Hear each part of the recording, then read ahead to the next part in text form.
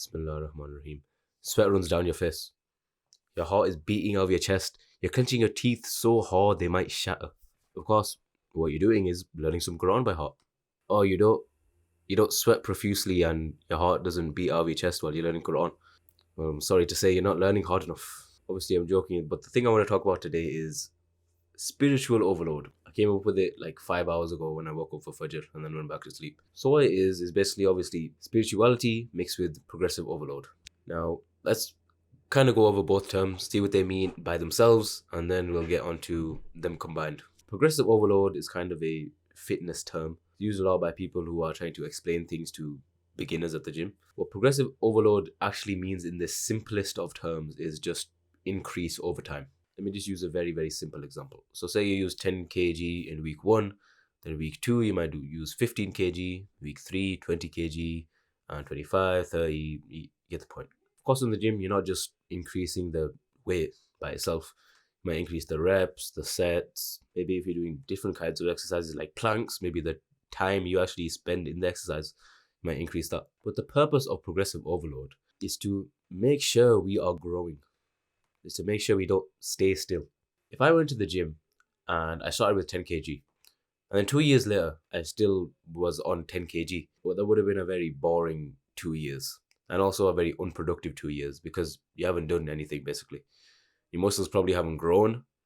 You haven't gained any knowledge probably. You've definitely not got stronger. The comparison that I want to make is between this and your kind of spiritual journey. You have like the gym journey, then you have like kind of the spiritual journey. Unfortunately, a lot of people are kind of doing the 10 kg, stay the same weight kind of thing in terms of their Islam. They might learn a few surahs when they're little, they might pray a couple of prayers, do that kind of every single day, not really taking it kind of seriously. And that's ultimately where the problem is. People don't feel the drive to improve in Islam.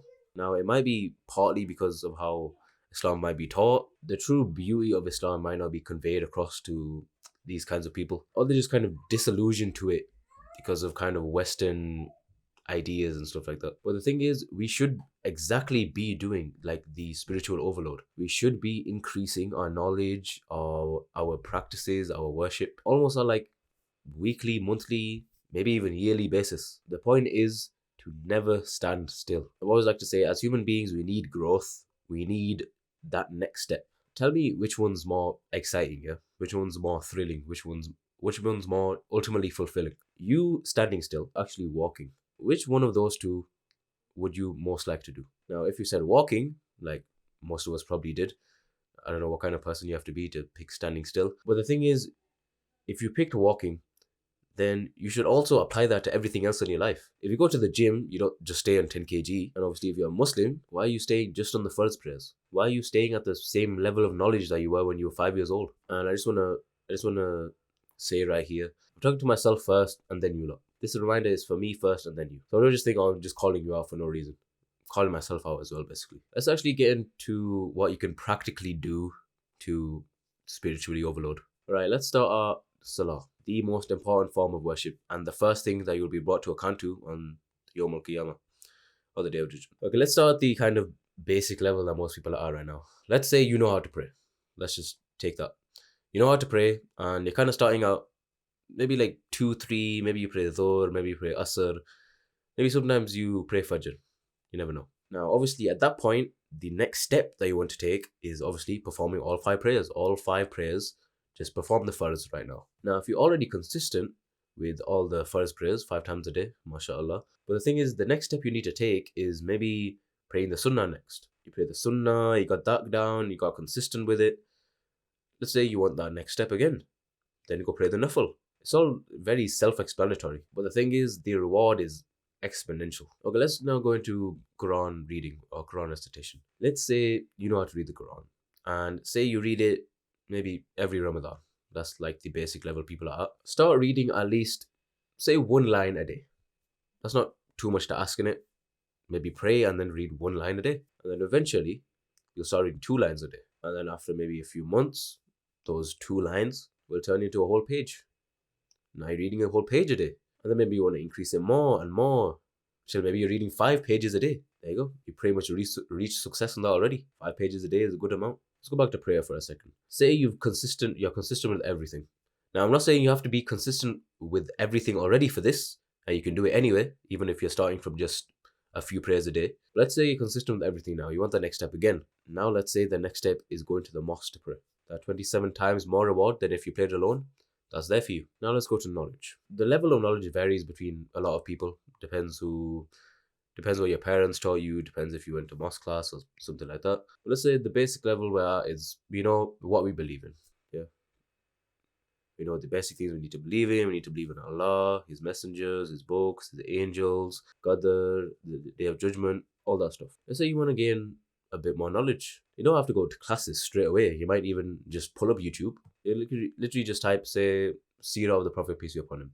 There's literally a simple Seerah series from new converts, but it's actually very, very beneficial for if you're just a Muslim anyway. Type that in, watch that. Inshallah, you'll gain a lot of beneficial knowledge. Even on fiqh matters, pick a school of jurisprudence that you want to learn about, type that in, YouTube, videos will come up. It's very easy to gain knowledge nowadays. But the thing is, you have to be very, very careful who you get knowledge from. That's why I need to say I'm not a scholar or a sheikh or anything like that. If you want to gain real knowledge, then I recommend you go find someone who is knowledgeable and credible. But right now, we're just kind of learning the basics, and YouTube is okay for now. And I've kind of just skipped ahead a bit because I talked about learning directly from a sheikh or a person with knowledge. That's kind of like if learning from YouTube videos were like a level 3, then learning from like a person with knowledge themselves is like level 100 or something like that. Between that is probably reading books, watching lectures, attending classes. And I think that's pretty much all I need to say today. Make sure you spiritually overload, and that's it. Take it. ألف لام ميم ذلك الكتاب لا ريب فيه هدى للمتقين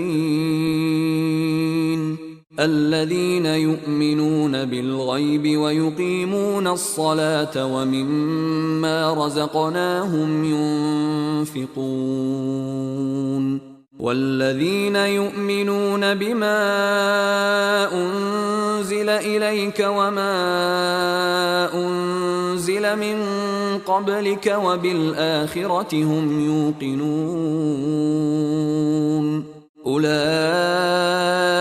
على هدى من ربهم وأولئك هم المفلحون